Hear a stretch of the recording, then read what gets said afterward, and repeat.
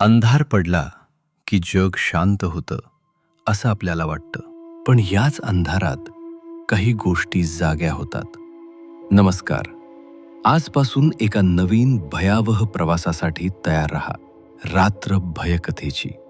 इथे तुम्हाला ऐकायला मिळतील अशा काही सत्य घटना आणि अनुभव जे कदाचित तुमच्यासोबतही घडू शकतात. ही एक काल्पनिक कथा आहे.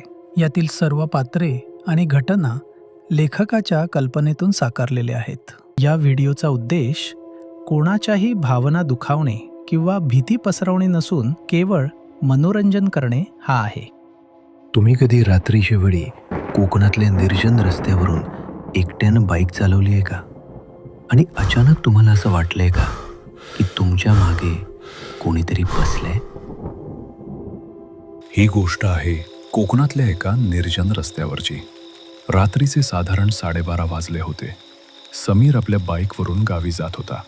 पावसाळ्याचे दिवस होते, त्यामुळे रस्ता पूर्णपणे ओला आणि सामसूम होता. दोन्ही बाजूला घनदाट झाडी आणि मध्येच एखादा जुना मोडकळीस आलेला वाडा दिसत होता.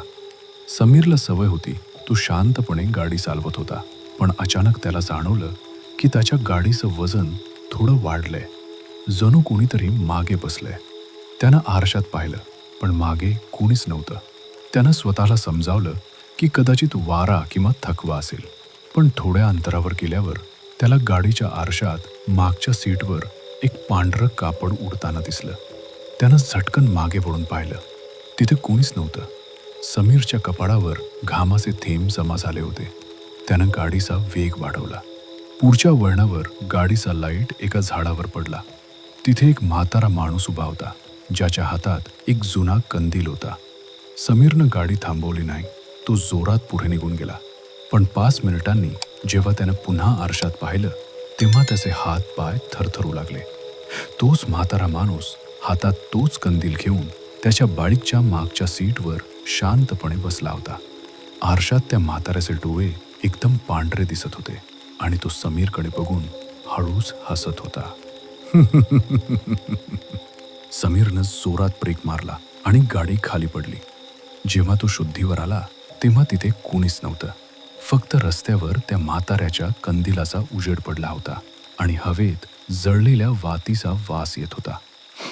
समीर त्या रात्री कसा घरी पोहोचला हे त्यालाच ठाऊक, पण आजही तो त्या रस्त्यावरून रात्रीचा कधीच जात नाही. तुम्हाला काय वाटतं, तो म्हातारा कोण असेल? तुमच्याकडेही अशी एखादी कथा असेल तर आम्हाला कमेंटमध्ये किंवा डिस्क्रिप्शनमध्ये दिलेल्या ईमेलवर नक्की कळवा. अशाच नवनवीन आणि थरारक भयकथांसाठी व्हिडिओला लाईक करा आणि चॅनलला सबस्क्राईब करायला विसरू नका. पुढच्या भागात भेटूया एका नवीन भयकथेसह. तोपर्यंत सावध रहा, कारण रात्र अजून संपलेली नाही. शुभरात्री.